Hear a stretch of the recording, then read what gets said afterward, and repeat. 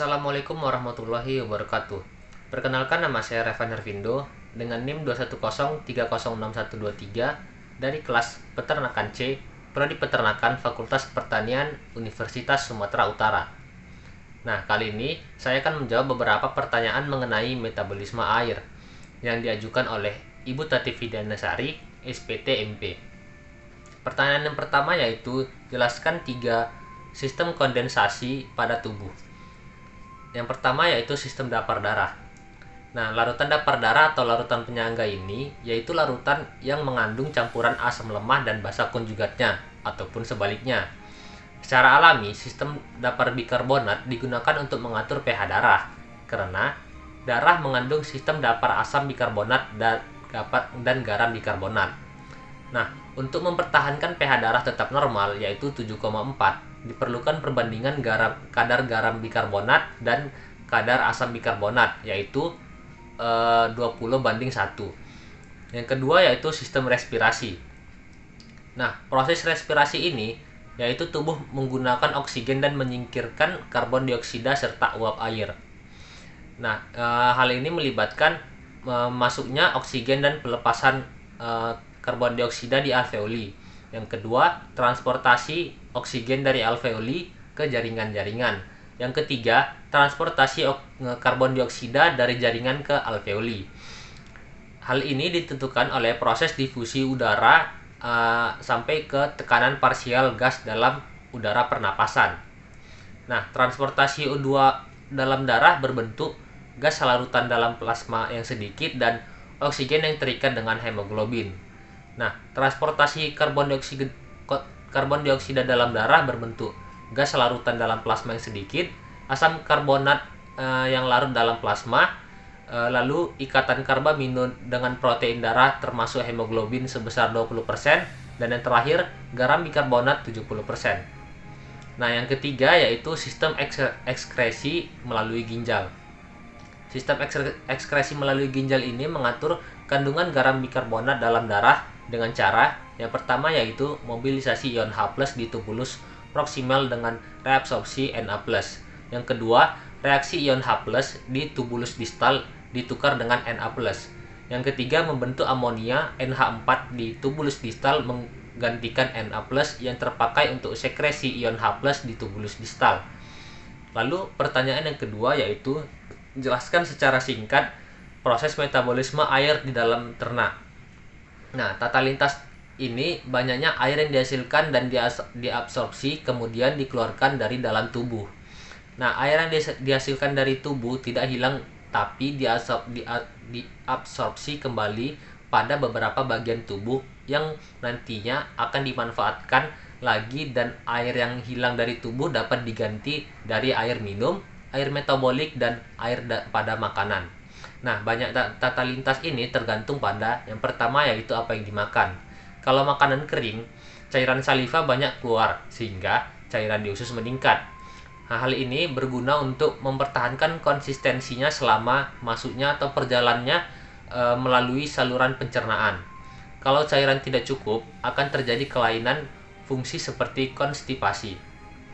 Lemak yang cukup banyak juga memerlukan cairan empedu untuk mengemulsikan sehingga terjadi sekresi cairan dari kantung empedu dapat meningkat 4 kali dari keadaan biasanya. Lalu yang kedua, berapa banyak makanan atau tipe makanannya. Kebutuhan akan air yaitu mengganti air yang hilang melalui urin dan mengganti air yang hilang melalui keringat. Nah, orang yang mengkonsumsi lemak memerlukan banyak air sebab penggunaan lemak sebagai sumber energi akan menghasilkan asam dan keton di dalam darah. Tanpa mengkonsumsi air yang tinggi untuk meningkatkan volume urin yang membawa senyawa beracun hasil dari metabolisme tersebut keluar melalui tubuh, akan terjadi ketosis. Jika protein yang digunakan sebagai sumber energi akan menyebabkan timbulnya uremia. Mineral yang tinggi juga dapat meningkatkan kebutuhan akan air. Yang ketiga yaitu aktivitas yang dilakukan. Nah, latihan dapat meningkatkan banyaknya pengeluaran keringat. Kehilangan air ini dapat terjadi dalam bentuk keringat, respirasi, ginjal, dan kolon. Selanjutnya, manusia dewasa memetabolismekan air sehari minimal 5 sampai 15 liter tergantung pada lingkungannya. Sedangkan pemasukan air yang dibutuhkan oleh tubuh setiap hari yaitu 7 sampai 8 liter. Pada unggas, kadar serat kasar tinggi akan meningkatkan kebutuhan akan air. Nah, selanjutnya saya akan menjelaskan proses metabolisme air pada unggas. Yang pertama yaitu air yang diminum masuk ke dalam mulut menuju saluran pencernaan. Lalu air masuk melalui pembuluh kapiler ke dalam darah yang akan dialirkan ke seluruh tubuh.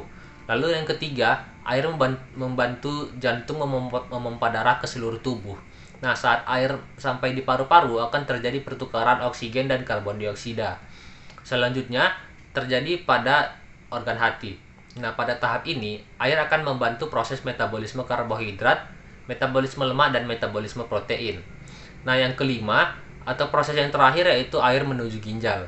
Nah, pada tahap ini, air membantu ginjal dalam proses penyaringan zat sisa untuk dikeluarkan bersama urin.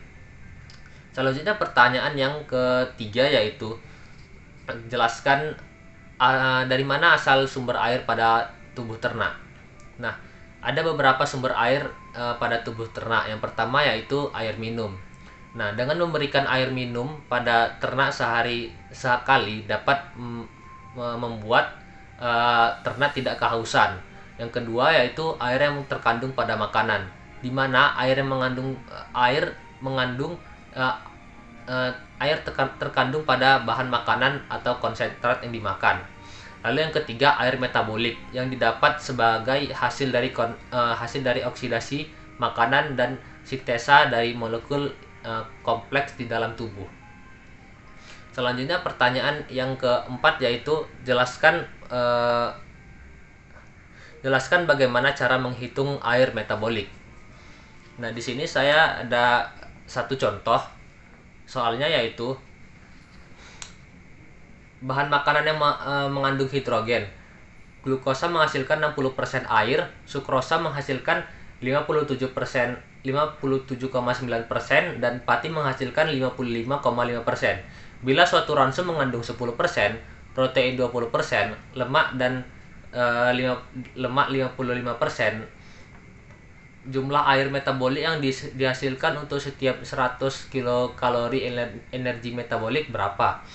Nah, cara menghitungnya yaitu di sini ada tabel zat makanan, tabel air metabolik, hasil oksidasi, lalu ada rata-rata kalori dan air metabolik per 100 kg kalori energi metabolik. Nah, di karbohidrat air metabolik hasil oksidasi itu sebesar 60 gram. Rata-rata kalorinya 400 kilokalori dan air metabolik per 100 kg kalori energi metabolis itu 15. Lalu ada protein, air metaboliknya 40 gram, rata-rata kalorinya 400 kilokalori dan air metaboliknya 10,5.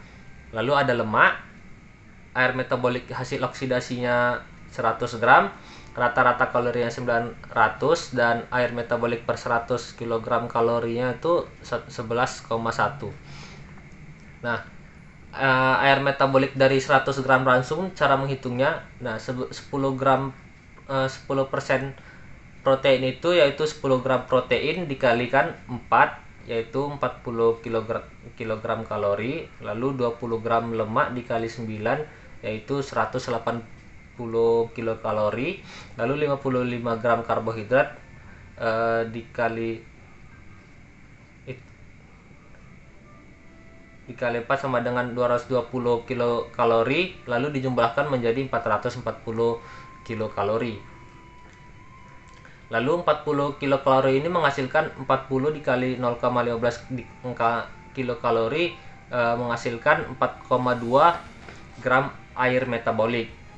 Lalu 180 kilokalori menghasilkan 180 dikali 0,111 kilokalori sama dengan 19,98 kilogram 19,98 gram air metabolik. Selanjutnya 220 kilokalori menghasilkan 220 dikali 150 kilokalori sama dengan 33 gram air metabolik. Lalu hasilnya itu dijumlahkan menjadi 57 gram.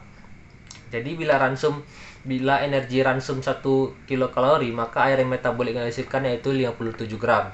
Nah, bila energi dalam ransum 100 kilokalori energi metabolik, maka air metabolik dihasilkan yaitu 40 dikali 10,5 sama dengan 420, 180 dikali 11,1 yaitu 1999, lalu 220 dikali 15 yaitu 3.300, lalu dijumlahkan menjadi 5.718 gram air metabolik. Nah, 5.718 gram air metabolik ini sama dengan 12,9 dalam 100 kilokalori energi metabolik atau 13 gram air metabolik untuk setiap 100 kalori energi metaboliknya.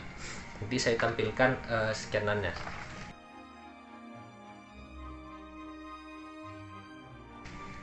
Selanjutnya pertanyaan yang kelima yaitu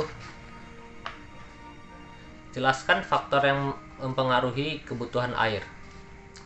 Nah, faktor yang mempengaruhi kebutuhan air ini yang pertama yaitu hilangnya air lewat kulit, umumnya pada mamalia. Nah, ini akan membantu atau melepaskan panas untuk mengatur temperatur tubuh. Jumlah air yang hilang melalui kulit akan meningkatnya aktivitas fisik dan temperatur lingkungan. Yang kedua yaitu hilang air melalui ginjal sebagai urin. Nah, ini sangat berpengaruh oleh banyak faktor. Pakan yang kadar protein dan mineral yang tinggi akan meningkatkan hilangnya air melalui urin.